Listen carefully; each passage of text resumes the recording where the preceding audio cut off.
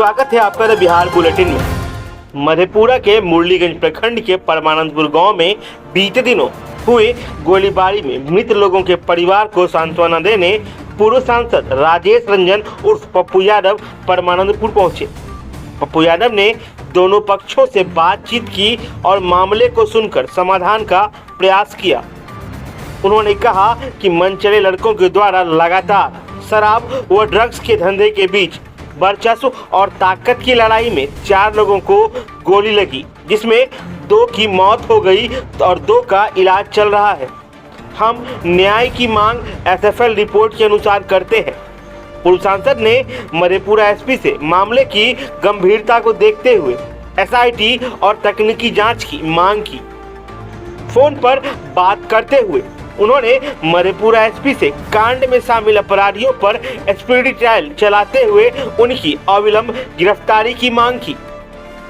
पप्पू यादव ने कहा कि मधेपुरा में कानून व्यवस्था का डर पूरी तरह से खत्म हो गया है। जब प्रदेश के मुख्यमंत्री ही सुरक्षित नहीं है तो आम आदमी का क्या होगा? सुनिए क्या कह रहे हैं पूर्व सांसद पप्पू यादव।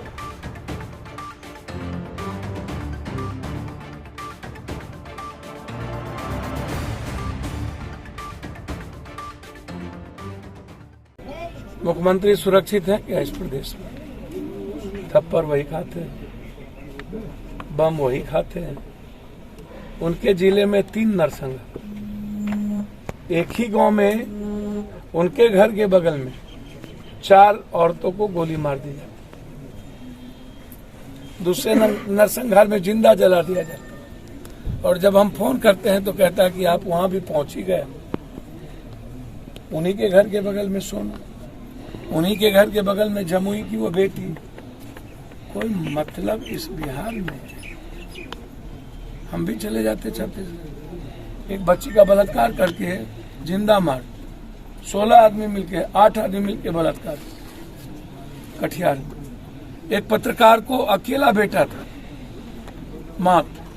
कल हम जिसकी बेटी को गोद लिए बेगूसराय बकरी में, बस डीजे बज रहा था, लड़की के साथ 4 क्रिमिनल नाच कर रहे थे। उसने कहा कि ये गांव है, क्यों ऐसे कर रहे? वो गया, 4 स्मोकियर को लेके आया और 5 गोली मार दी। कब, कहां, क्यों?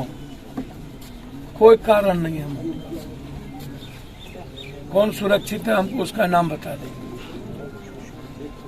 समाज डरा हुआ और भले आदमी को बुरे आदमी के खिलाफ बोलने की औकात ही नहीं। प्रोटेक्ट करती है क्रिमिनल को ये अच्छे लोग, भले लोग, जाति के आधार पर। किस जात का मर्डर हुआ और किस जात ने मारा? किस जात की बेटी का बलात्कार हुआ, किस जात ने किया? हम तो अभी भी 8 मर्डर देख के आ रहे हैं। अब मैं जा रहा हूँ चौसा नौगछिया, कल 7 मर्डर में हम गए।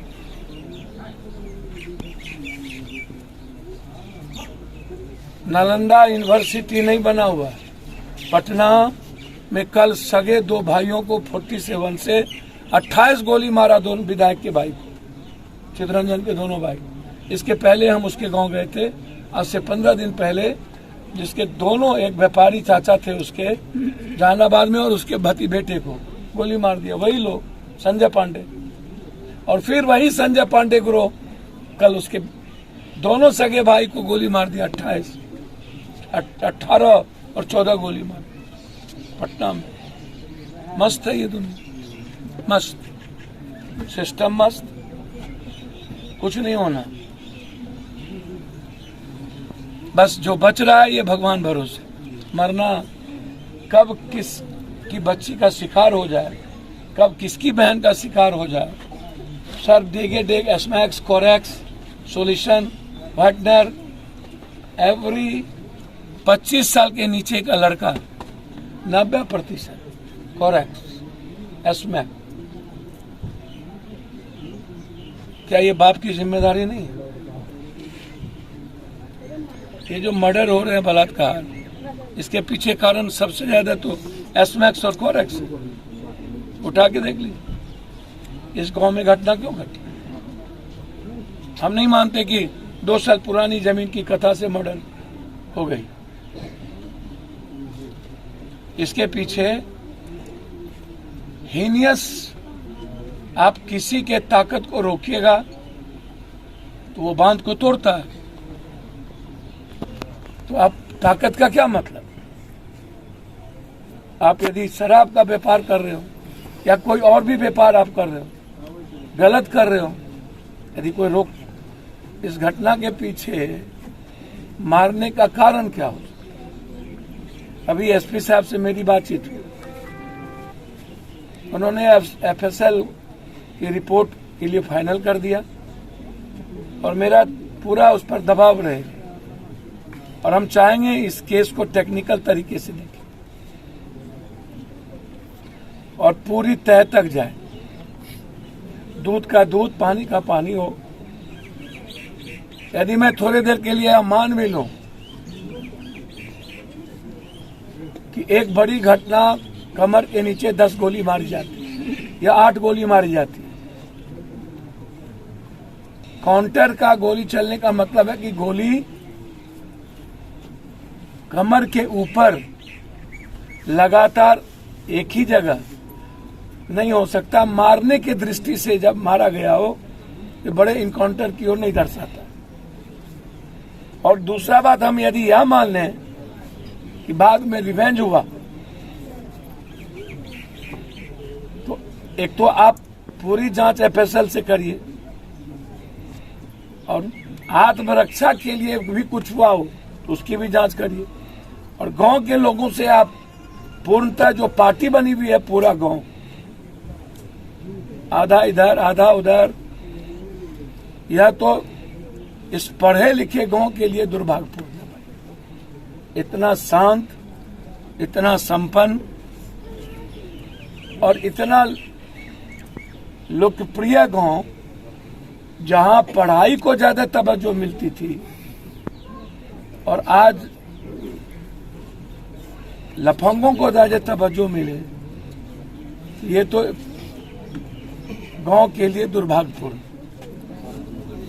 हम डीआईजी से भी बात किए हैं, जरूरत होगा तो ऊपर भी बात करेंगे, लेकिन मुद्दा बहुत क्लियर है।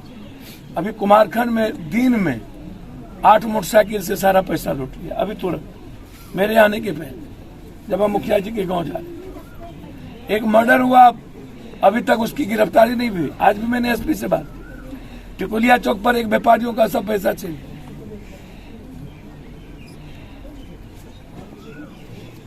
ये प्रोटेक्ट कौन कर?